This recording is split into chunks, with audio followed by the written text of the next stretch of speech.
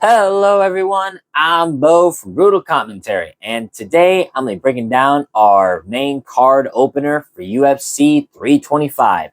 In this matchup, we have one of the most hyped prospects coming into 2026.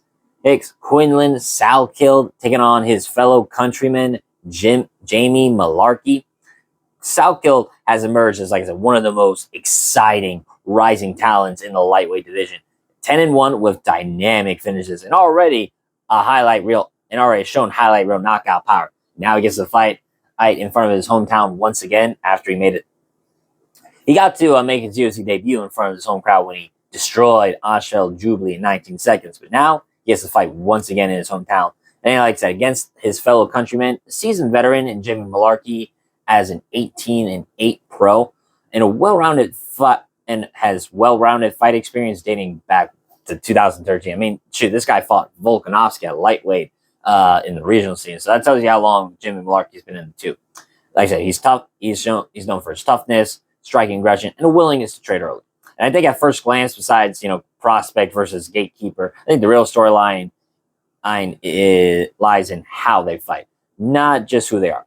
And tonight's pick goes to Quillan Salkilld because his power, pace, and technical versatility gives him the edge in the exchange. But without further ado, let me show you why and get down to the breakdown. So starting with their styles, Quillan Salkilld, 26, pretty young for the division, and has a well-rounded finishing resume. 4 knockouts, 3 submissions of his 10 wins, and 5 of them are in the first round, showing that Salkilld doesn't just win, he is a good finisher. And you look at Salkild's striking output, it's very strong. He lands about 5.49 significant strikes per minute, and his defensive numbers are pretty respectable, allowing him to pressure opponents while maintaining tight timing. He's pretty comfortable both at range and in close, and mixing powerful punches, kicks, and wrestling entries that keeps his opponents uncertain. Like, you look at it, he was mostly just striking with Jubilee and Naktarek Hakparas, while in the Yanel Ashmus fight, Salkilld mainly wrestled in that matchup. Yeah, and you look at Salkilld, his submissions are opportunistic rather than predictable, which adds an extra threat whenever he gets someone to the ground. I mean, shoot, one of his signature moments came from the vicious head kick KO of Naktarek Hakparas, earning him massive recognition already, and as a prospect to watch. Meanwhile, you look at Jamie Mullarkey, veteran striker with some real fighting UFC experience and a high knockout count of 18 KOs in his 18 fights, 10 KOs in his 18 fights.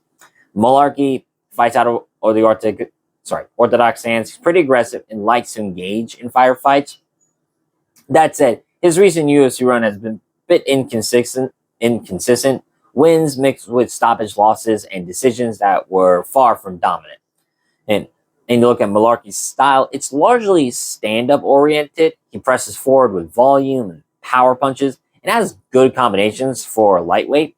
But Mullarkey's defense has been a bit leaky, and he doesn't typically change levels or uses range in a variety of ways.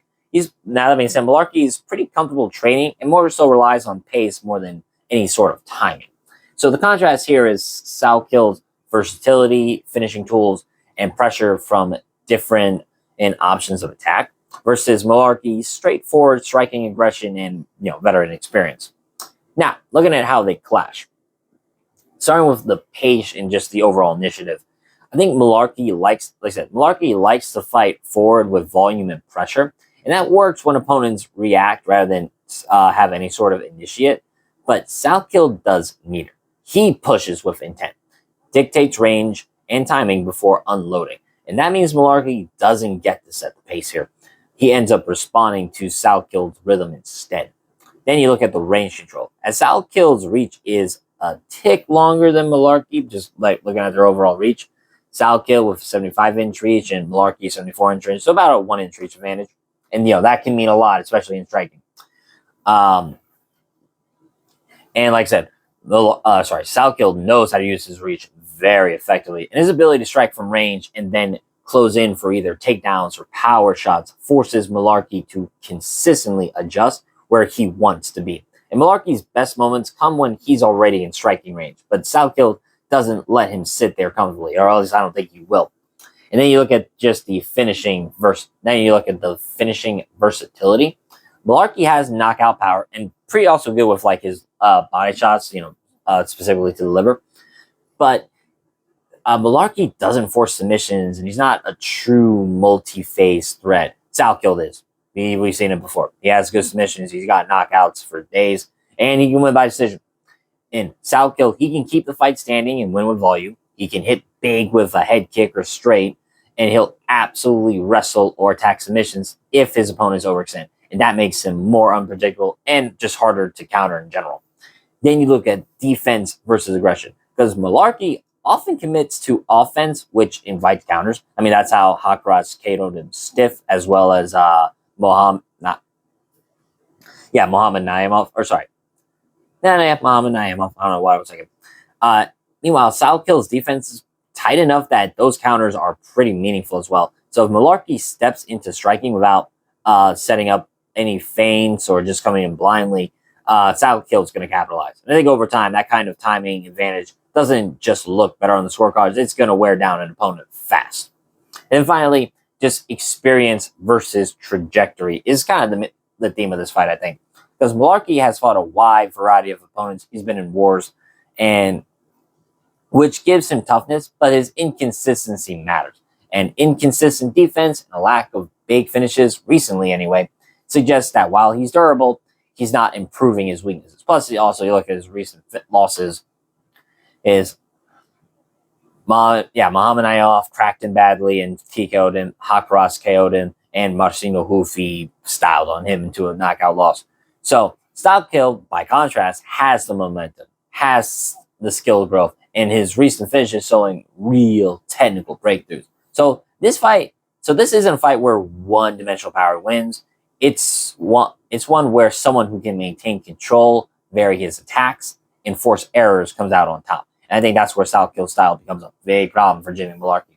So, obviously, with all that said, I am picking Quillan Salkilld to win. I mean, he's easily the biggest favorite on the card.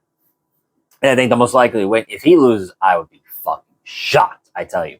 Just shocked. I think, Salkilld is going to control range early, use his jab, his kicks, and feints to make Mullarkey hesitant before committing to heavy shots. I think that hesitation is going to invite Salkilld to land even harder shots. I think Quillan Salkilld is going to knock Jamie Mullarkey out, whether it be with a straight shot or, again, one of those devastating head kicks that he can throw. It's going to be one of those, but without a doubt, I do see Salkilld knocking out Jamie Mullarkey in this fight. Now, like I said, Mullarkey has veteran savvy. He could land something like, if I were to say, what could Mullarkey possibly do? I'd say land a good liver shot, as we saw in the third round. Salkilld got a little pretty tired against, Ashmus, and Ashmus did win the third round. So if by some miracle, I'm going to call it as it is, Mullarkey can survive to round 3, he might have a shot if he lands that liver shot, but I don't think it's going to happen. I'm picking Quillan Salkilld to win this, and I'm going to pick him via first round finish. Honestly, and that also kind of leads me to what I do think. I think Quillan Salkilld is, out of all the prospects to look out for right now, like Mate Gutier, Ismail Dulatov, and those guys, I think Salkilld is the #1 prospect to watch for me. He is for me. And so I think he's going to get a great win in UFC 327 and continue to put his name on the map. But with that being said, that's been my prediction of this matchup. If you enjoyed the video, like, subscribe, and leave a comment down below on who you think's going to win. But until then, I've been Bo from Brutal Commentary. I thank you all for listening. And remember, stay calm, stay respectful, and enjoy the violence. I'll see y'all next time.